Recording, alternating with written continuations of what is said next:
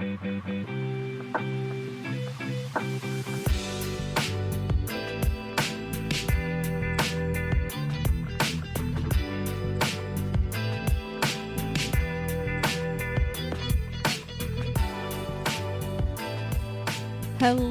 my dear friends. Welcome to Led to Gold. This is the podcast devoted to discussing all things growth and wellness. And my cat just tipped over a bunch of change downstairs and freaked me out. So, welcome in. We're getting off to a good start. I am a little worried that now she's going to be running around the house like a crazy person because she just ate and probably just pooped. But you know, we'll get through it. Welcome to the new year. I know that I sent out an episode 28 on the first day of the new year, but if I'm being honest, I recorded that one just a few days before. So this is really for me the first time that I'm chatting with you all in 2024. And honestly, so far, nothing of note. It's kind of been an up and down first 2 weeks, and a lot of things have been kind of brought to light that have made it that way. So honestly, that is how we're starting this new episode today. One of the things, in fact, really the main thing that inspired this conversation today is I posted on Instagram a couple days ago about what energy you all wanted to leave behind in 2023. I think this was for introducing like my last podcast episode. But what are we leaving behind? What are the energies that we no longer want? And 100% of you all said self-sabotaging behaviors. So that in and of itself, I was like, okay, well, obviously we have to talk about this, but how am I going to really bring this up? Like, where is this fitting into in my life? And I thought about it for a minute, but it really didn't take long because I just recently had a sort of revelation around this. I would love to kind of give you all the scene. So a huge disclaimer, footnote, whatever you want to call it, right here at the beginning of the episode. This is not an advice episode on self-sabotage. This is very much a I am there with you episode. This is something that I am currently dealing with, as many of my episodes are. That is absolutely what we're here to talk about today. But I did just want to say that right off the bat. If you're looking for advice on self-sabotage, we're definitely going to talk about some things as I am currently going through it myself. So do I have all the answers? No. Have I gotten through my own self-sabotaging habits and broken the cycle? No. But we can do it together. The one thing that I would like to start this episode off with, as far as a little life update, is something really exciting that I got to do on New Year's Eve day. And this is probably going to come as a surprise to people who know me, but it was completely new to me. I had my very first deep tarot card reading. And what I mean by that is my first tarot card reading that did not take like 10 minutes.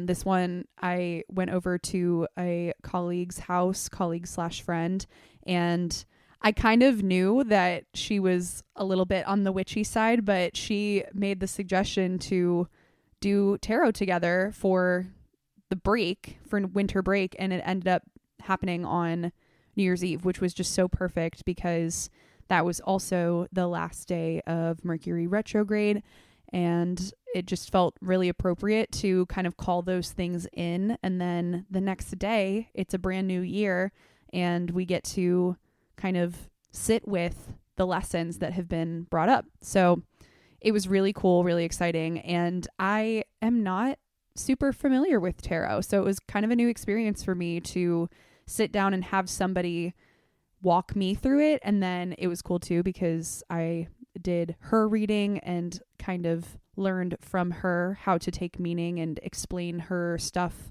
to her. So it was very cool.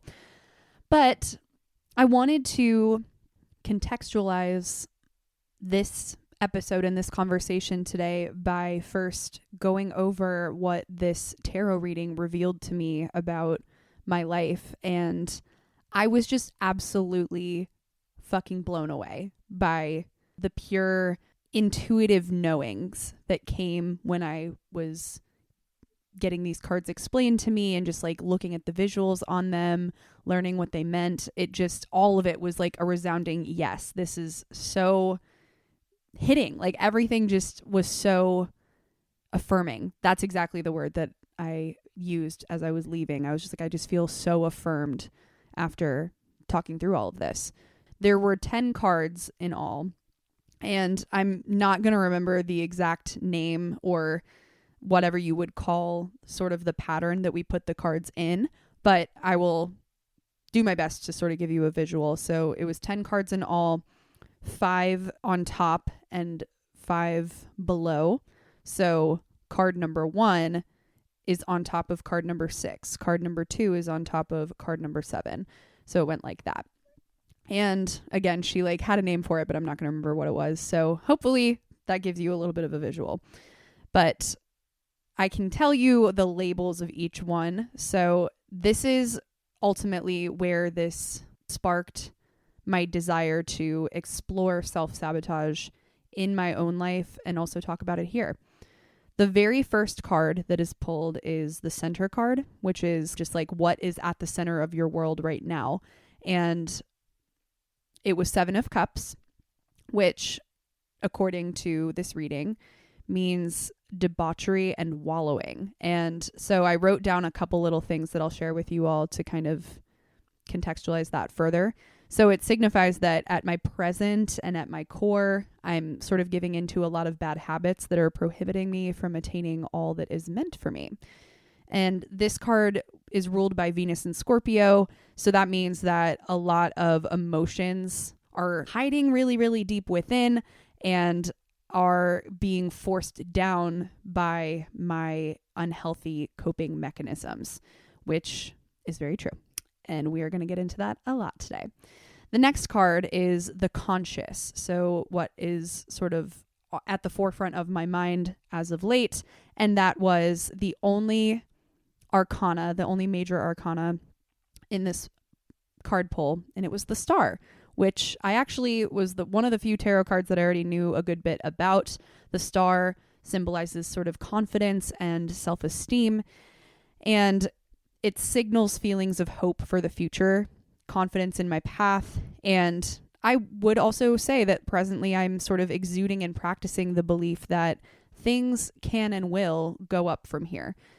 And I hope that that is ultimately the message that I am giving out in doing Led to Gold as a podcast and on the blog as well. Even though a lot of the topics that I tend to talk about are heavy and kind of hard, I feel like that's sort of the point, is that we can touch those things. We can absolutely talk about those things and have conversations around them and lift ourselves up from them. In fact, having gone through or having touched a lot of those really heavy things in life are what make us more able to grow from there. So things are good. Consciously, I know this, I feel this in my being, like things are really good and I'm grateful every single day. I feel really good about my life all in all and where I'm going. So that's that. Number 3 is the subconscious. And this was one that I was a little bit less clear about, but I pulled Knight of Discs for this one, which has to do with sort of manifesting skills, manifesting health, and underneath the confidence of the Star, which again is the conscious card, the subconscious card, Knight of Discs, shows that I'm sort of backing up that confidence with skills and fortitude that are necessary to sustaining success. So though I might not presently be aware that this is a power I have, it will be proven in due time, like that I am powerfully prepared. That is essentially the takeaway from that. Number 4 is emotions. For emotions, I pulled 6 of Cups, which signifies pleasure, renewal, transformation. This is yet another card that uses Scorpio energy. So it really relates well to the emotional placement of that card. Like this is the one that is showing emotions. So to me, it signifies that I am experiencing a lot more capacity lately for feeling into goodness and healing. So again, something that I really do try to bring into the work that I do.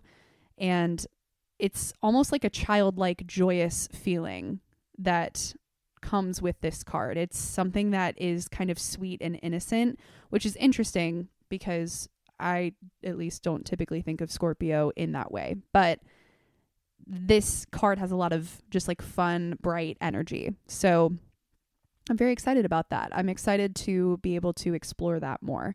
And also, again, affirmed that that is something that I have the capacity to feel. Number 5 is energy. And I pulled Ace of Discs for this one. So Ace of Discs typically shows us our internal and external success. And this card in that placement represents physical new beginnings. So absolutely perfect for the new year. It shows that I'm ready to balance the way that I feel about my inner world and my outer world. So in other words, I get it as balance. And this is kind of a premonition for the rest of this episode, but it follows that if I feel mentally down or things in my brain are not feeling amazing, it kind of serves me to notice how much greatness is in my external world, like how much I have to be grateful for. And I am deserving of feeling that. A balance between internal and external. So whatever is going on inside matches the outside and vice versa. I deserve to feel the goodness that I really do have and am surrounded by and be grateful for it. So that's number 5. The ones that are beneath, so 6 through 10, go beneath the first 5 cards, I didn't write as much about, which is probably good because I don't want to make this entire episode about my tarot card pull. That's not why we're here. But I will just give you a brief rundown. So from card 1, underneath it is card 6. This signifies the crossing. So in other words, where I'm headed. And for this one, I pulled Ace of Cups, which in my humble opinion was like the most beautiful card that I pulled. And it felt, again, so affirming to have the number 1 card being the one that essentially gravitates toward self-sabotage, and 6, the crossing, the where we're headed, was almost the exact opposite. So Ace of Cups signifies openness, integrity. Integrity is such a huge keyword for me to sort of oppose the self-sabotage. Trust and just like general, authentic, embodied wisdom. Then we go to number 7, which is the hopes and fears placement. Got Princess of Cups. Princess of Cups tends to signify a mastery of clearly stated emotions, which is something that I have been really, really hoping for in my life. This is something that I feel like will be a lifelong lesson, and I know I've talked about it on here multiple times, but this coincides directly with healthy communication for me. Like being able to tell people how I feel with love and with honesty. Also crazy to me that this card had the placement of hopes and fears, because I am very hopeful that this is something that I can achieve in the near future, but it is also a terrifying thing to do. Like, how perfect is that? Number 8 is my environment. For this one, 3 of Wands, which I thought was cool because this card is ruled by the sun in Aries, which is my sun. This signifies virtue and integrity, yet again with that word, integrity. Number 9 is the relationships card. This one was pulled 9 of Wands, which is, again, freaking insane. Moon and Sag. It's ruled by the moon in Sag, and that is my moon. This one I thought was really cool, and again, affirming, because it signifies strength from deep within. It's like a spiritual strength, an intuitive strength. Again, intuitive knowing. Number 10. And here is where we get to the crux of this conversation and the reason that I wanted to go through all of this with you. Number 10, the outcome card, the ultimate. All right, so we have all of this information. We've gathered all of this insight. Here's the outcome.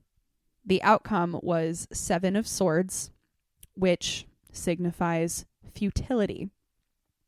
Not a wonderfully connotated word. So 7 of Swords, when I was looking at it, this was not the original, and I cannot remember the name of the original deck. It was a more sort of abstract artistic deck. But when I was looking at this card, it was a knife or a sword down the middle with 6 swords coming at the main sword. And they all had little ribbons on them that sort of signified different weaknesses. And the way that this card fits in to me was just so insane. The way that my friend described it to me as she was reading all of these for me was that one sword in the middle is me doing my best, trying my best, but the 6 swords are essentially negative self-talk. And there was a description in the book that we used that basically repeated the exact same sort of idea that card number 1 gave, which I'll get to in a second. But think along the lines of, well, I don't have enough time, or I don't have enough energy to do this thing, so it's just probably never going to work out. Like, whatever it is, it's excuses. That is effectively what the other 6 swords were signifying. So you can almost picture them like stabbing the one main sword. They're negative self-talk. They're ruining basically everything.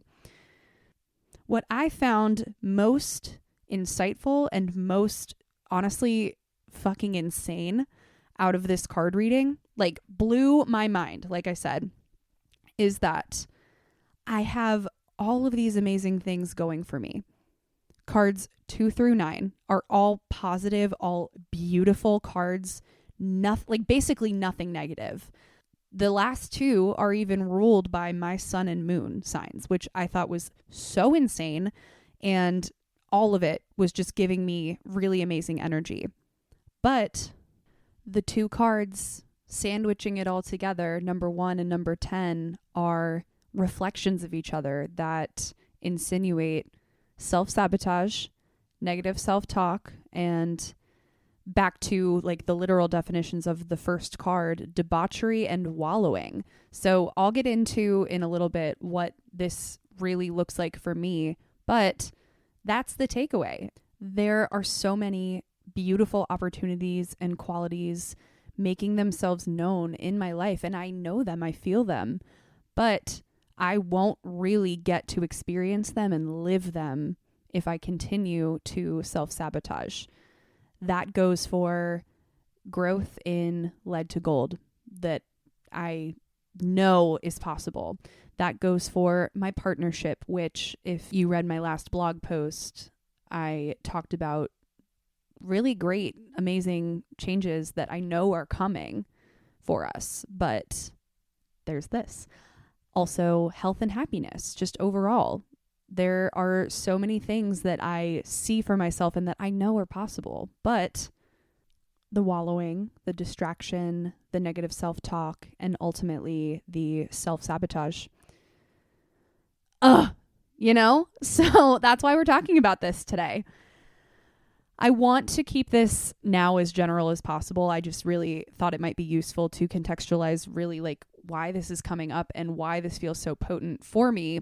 But let's really just dive right into self-sabotage as a concept, because it is a real thing and it has a definition. So something that I wanted to bring up for us first and foremost is that in recognizing this in my own life, I've started to read or listen to The Mountain Is You, which is a book all about this as a topic and really like what self-sabotage is, how it manifests, and how to resolve all of the different ways that it could potentially be affecting us.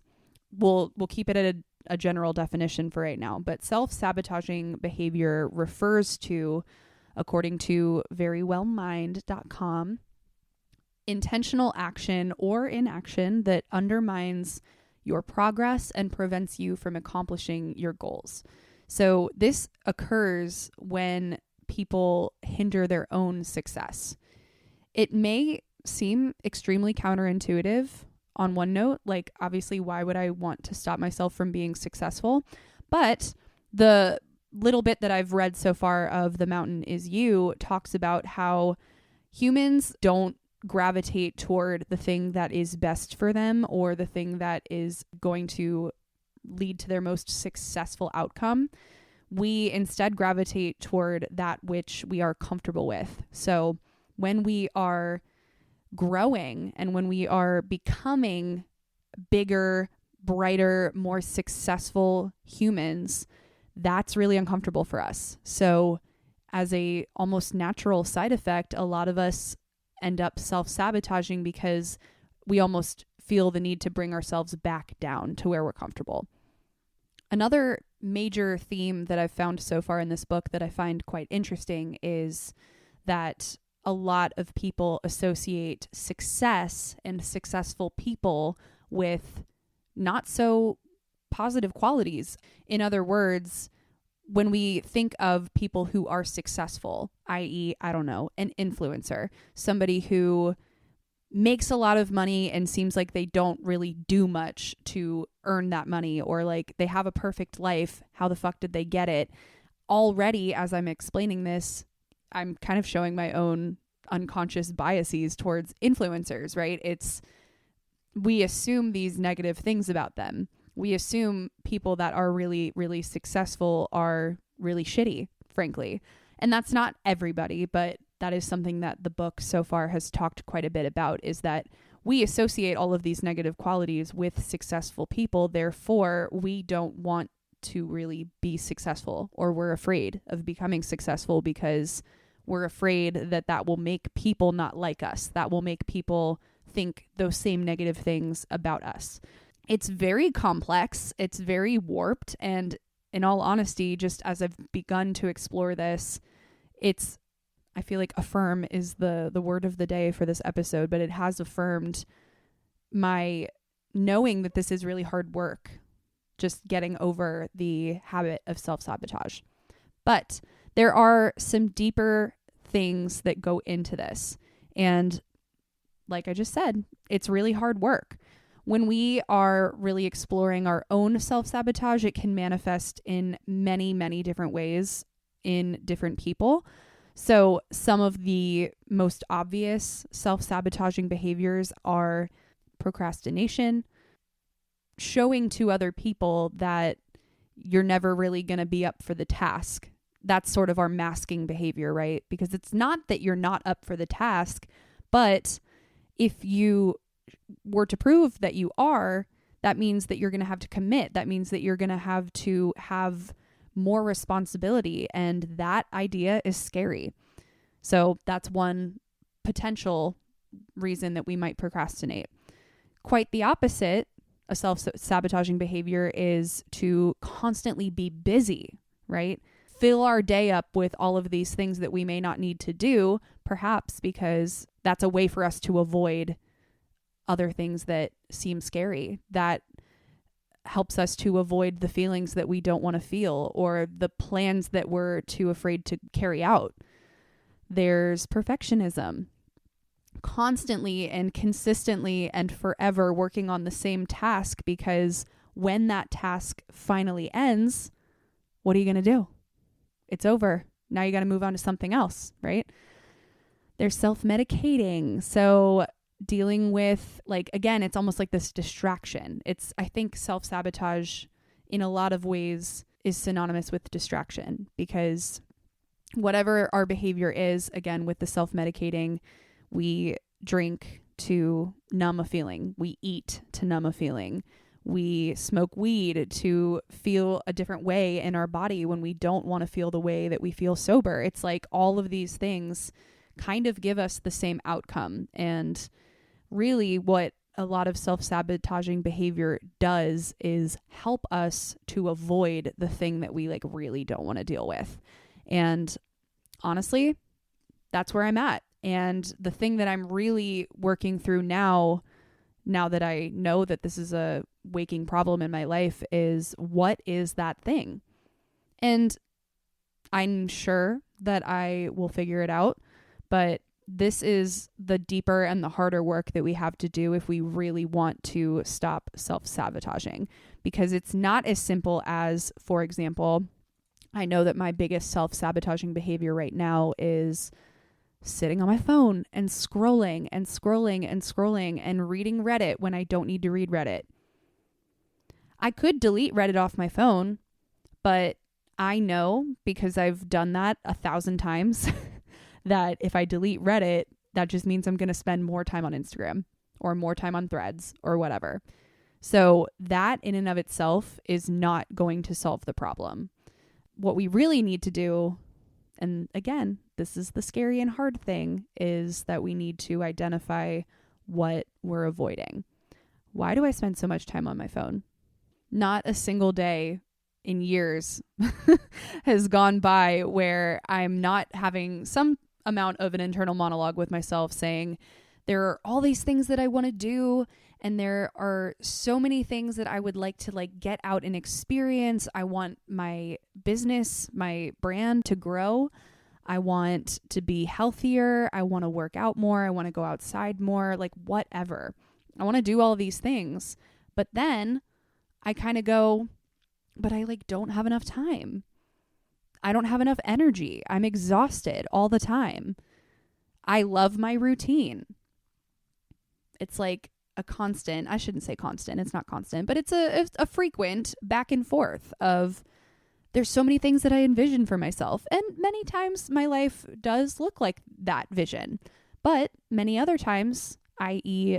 Most nights in the past several months, look a lot more like me sitting on the couch and numbing out and reading Reddit until I go to sleep. And then even then, sometimes I'll just like take my phone into the bedroom and sit on my side of the bed facing away from my partner for like half an hour, still reading Reddit. I'm like, what am I doing? What am I doing? And I go back to some of those excuses that I just, without a second thought, give myself, that I don't have enough time. I don't have enough energy. Well, I probably don't have enough time to do whatever it is I really want to do, because I spend 3.5 hours a day on my phone doing essentially nothing productive. I don't have enough energy, probably because a lot of that time is taken up by doom scrolling and reading things that honestly just make me sad. And of course that's going to drain me. Of course it's not going to be helpful for my energy stores when I go to work and I am surrounded by hundreds of people every single day, tending to them, making sure they're doing good, helping them out. It's a very communicative job, and I take on a lot of energy throughout the day. Obviously, I'm not doing myself any favors by coming home and reading through all of this stuff by other people, strangers that I don't even know, like just still taking on all of this energy. No wonder I'm exhausted. I say I love my routine, but like, do I really? These are the questions that start getting me to that point of being like, okay, all right, girly, now something has got to change here. Something has got to change here. Clearly.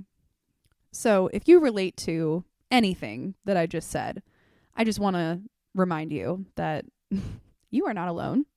I am so right there with you, right in the thick of it with you. And I wanted the next segment of this episode to be like, okay, so how do we stop it? And I would be lying to you if I said that I had a great, amazing answer. But I will share some things that I have been learning in the past couple of days, really, that seem to be the next steps. the first thing is, if you don't already know what your self-sabotaging behaviors are, is to figure that out. Take stock of your daily routine, get really, really honest about how you're spending your time and what are the things that you want to stop doing. For me, I don't know if it's the case for everybody, but for me, it was pretty easy to identify, like, I spend too much time on my phone. I don't like how much time I spend on my phone. I don't like how it makes me feel. This is something that I don't want to do anymore. I just don't. So that's the first step. And I'm doing my best now to leave it at that and not let the excuses come in. The excuses being, well, I deserve to be on my phone at the end of the day because I'm tired and I don't have any energy left and I don't really have time to do anything else. So I'm just going to do that. I'm not letting myself get to that point anymore, or I'm going to try not to. So that's the first thing is, if your self-sabotage is drinking or eating or whatever it is, identify that. And it's something that you can identify as simply as by saying, I don't like how I feel when or after I do this thing. So is that a thing that you can try to eliminate from your life, or at least cut down on quite a lot? The next step, and the harder, scarier step, is to understand why you're doing the self-sabotaging behavior. In other words, identify the thing that you are avoiding, the feeling, the person, the conversation, whatever it is. Recognizing that the pattern you're getting yourself into, or that you have been stuck in for quite a while, does serve a purpose, and that purpose is deeply rooted in whatever experience, feeling, person, whatever that you are trying to avoid. So the next step to tackling that is identifying whatever that thing is, which is where I'm at right now. I don't quite know.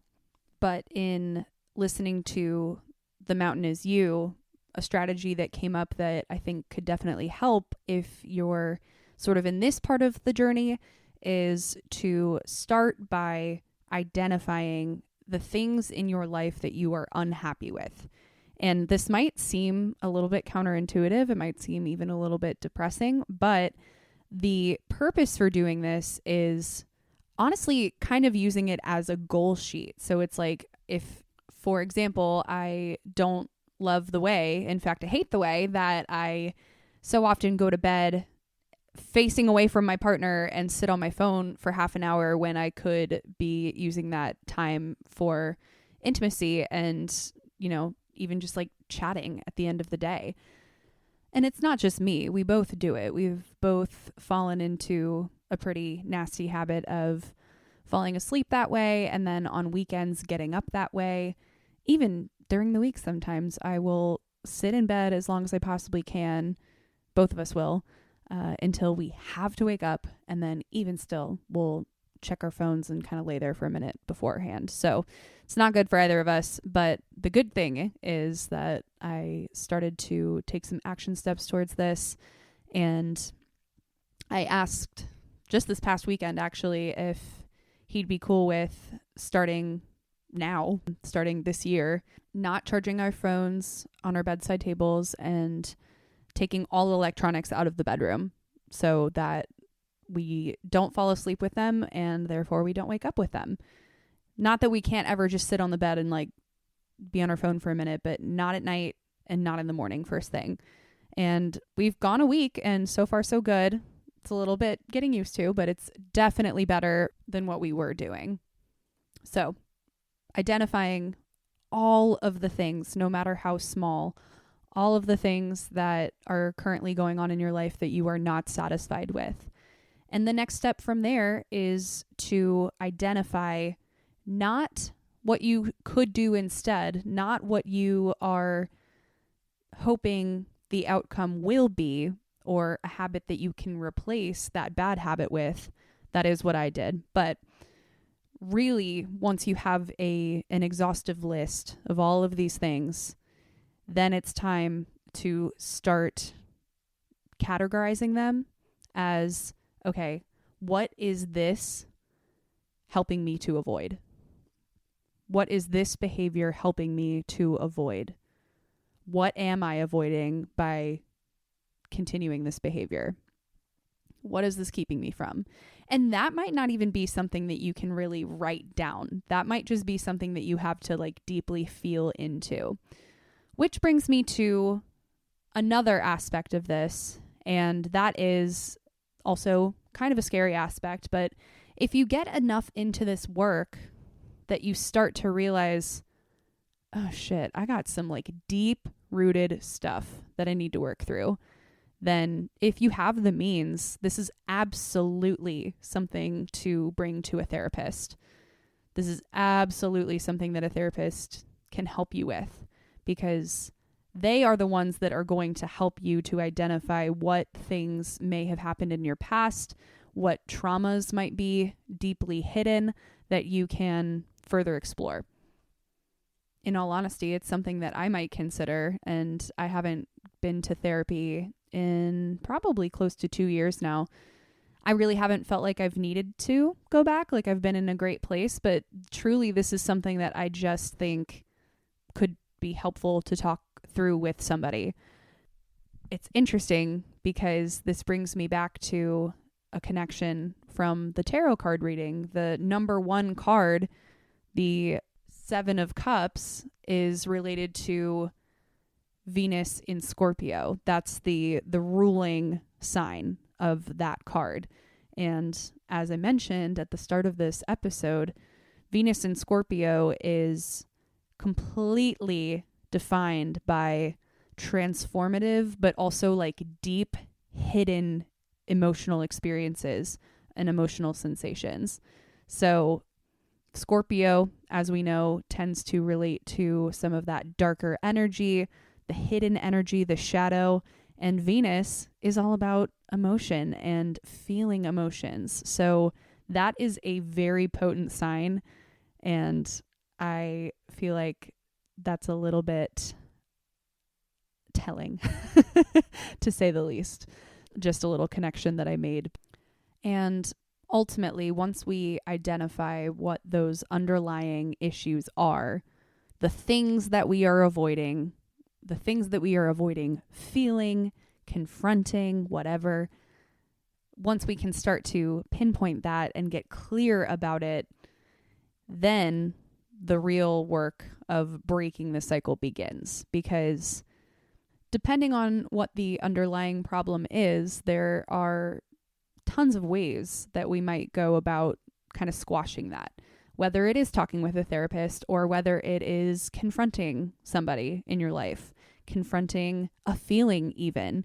And that is something that you can do without the work of a therapist. It just takes a little bit of practice, but that is really something that I've been trying to get more into really in the past couple of years with somatic healing. It is a modality of therapy, but it is also something that you can practice on your own, where you get a lot more into your body and a lot less in your head. So let's say we're in a cycle of overthinking or whatever, we've been avoiding this thing, but we finally have an opportunity to get still and feel. That's sort of, it reminded me of that Barbie line from the movie. Close your eyes, now feel. It's that. It's doing that. It's doing that over and over. So that is a way that we can, on our own, come into contact with what the true feeling is and then what that brings up for us. Now, don't get me wrong. That can be really hard work. That can be really scary work. And if that is not something you feel like you can take on your own, that is okay. That is completely okay. Because that's, like I said, hard. But it is a practice that if we feel comfortable trying, we can do. There are so many avenues for this. There are so many avenues for self-discovery and kind of out of the box thinking. If you are where I'm at in this journey right now and you just can't quite nail down like what the thing is, so many ways to become a little bit more integrated with just pure feeling. And that can be scary, but it can also be really liberating. Whatever it is that you decide to do from here on your journey to breaking the self-sabotage, just know that before you replace the bad habits with quote unquote good ones, we have to confront the thing that we're avoiding, because skipping that step is not going to solve anything. It's just not. If we try to just simply replace the habits, it's not going to last. It's not going to be sustainable, because still we don't know why we're really doing it. And in all honesty, we're going to revert back to that thing that feels comfortable, that thing that we are used to doing, because without having confronted the thing and without having grown from doing that work, we still just want to be comfortable. And that brings us back all the way to the very reason why we self-sabotage, is because when we have space for growth, when we feel ourselves growing and changing, that's scary. And we don't want to, it's in our human nature, we don't want to run in the direction of change, even if it's good change. We want comfort. That state of comfort comes from the thing that we are so used to doing, namely our self-sabotaging behaviors. And, taking it back to this tarot card reading, I have all these amazing things going for me. I know consciously and unconsciously that I have the power within me to make my life whatever I want it to be, to live out every single day exactly as I have always dreamed of doing it. And, not every day is going to be perfect, but that is so well within my reach. Like, all of those qualities are there. But something, namely the comfort of where I've always been, is holding me back from reaching all of that potential. Because something about having all of that potential is terrifying. And I know, unfortunately, that is something that is holding me back, because I'm a human and so are you. So it's probably holding us all back to a degree. But an uncomfortable realization to have gone from feeling like I took a really, really, really big leap, or I have gone so many paces from where I was as an anxious, undiagnosed OCD college student. And don't get me wrong, I have grown so much since then. But still, it's a little disheartening, because I think back on that time as, I was so afraid of change, and now look at me. But the reality is, I'm still afraid of change, because it's kind of built in, So, in any case, that's on self-sabotage. And I know, again, that we don't really have any definitive answers out of this podcast episode, but I do hope that some of these tips that I've brought in and the steps are somewhat helpful. And if you want more resources, I will drop everything into the show notes that I've been just kind of like reading and dabbling in recently, including The Mountain Is You, which is the book that I'm still kind of starting, not too far into it yet. But in any case, wherever you are on your journey to breaking your own self-sabotage, I truly, truly wish you well, because this is not easy work. This is not easy.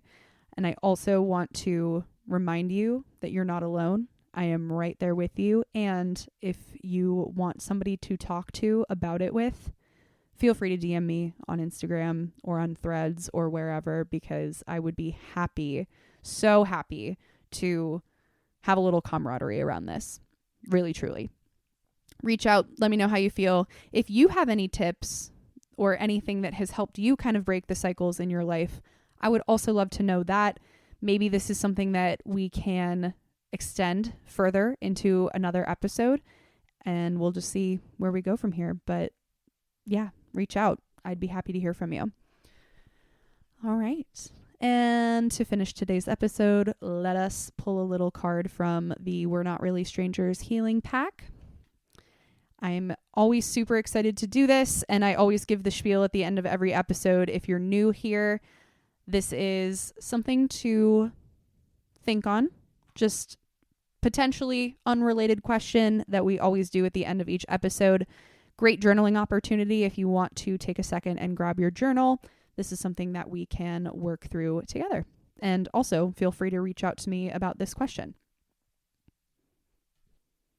Okay, here's today's question. What does self-care look like for you? Get specific.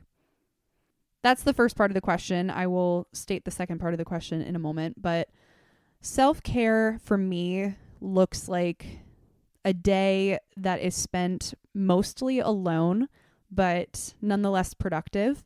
I would say waking up at a good, decent time and giving myself like a nice breakfast. Maybe I'll even walk into town and go get like a latte and a little breakfast Sammy on my own and enjoy it, and maybe spend a day in the cafe writing, reading, just like doing my little thing. Last winter in particular, I got into this really awesome, yummy habit of going to the local coffee shop every Sunday to write my blog episodes, and I loved doing that. So definitely would love to carve out an opportunity to do that again soon. But yeah, something like that. Just honestly taking it slow, taking it easy, but definitely nourishing my body, going outside. Being outside absolutely has to do with the self-care aspect. It has to be in there somewhere. And beyond that, I think taking a good everything shower at the end of the day, just like getting myself prepped for the next day. I think whatever this ultimate self-care day is, it would have to be on a weekend so that I can just take the full day to do what I need to do for myself, get reset. And honestly, I do the second part of the question, or the second part of the card reads, create that day for yourself this week. I'm happy to say that most of my Sundays are at least pretty close to what I just described. Maybe I'm not going to the coffee shop every single Sunday because frankly, I can't afford that. But I absolutely do take it slow, take it easy. I'm usually alone for most of the day, just kind of like tidying up the house. And it is something that I love to do. So that feels good. And yeah, pretty simple, but that's an ultimate self-care day. Just like kind of recalibrating. Love it. And how appropriate. It's a new moon today on the day that I'm recording this. So maybe I can do a little bit of that for myself tonight as well. That's my answer. How about you? What does your self-care day look like? I would love to know. Okay. Thank you guys so much for tuning in today. I'm not going to lie to you. Talking about this was a little bit triggering. I don't know if I love to use that word, but it's the word I'll use for right now. So I really am so grateful if you're still listening. Thank you so much. And if this episode helped you in any way, I would be so happy to know. Feel free to rate wherever you're listening if you haven't already. Share with a friend who might need a little camaraderie in this, and whatever else you decide to do with your day. I hope it's a great one. I hope that we can continue to do this work together. And I love you so, so much. Thanks for tuning in, and I will see you again in 2 more weeks. All right. Bye.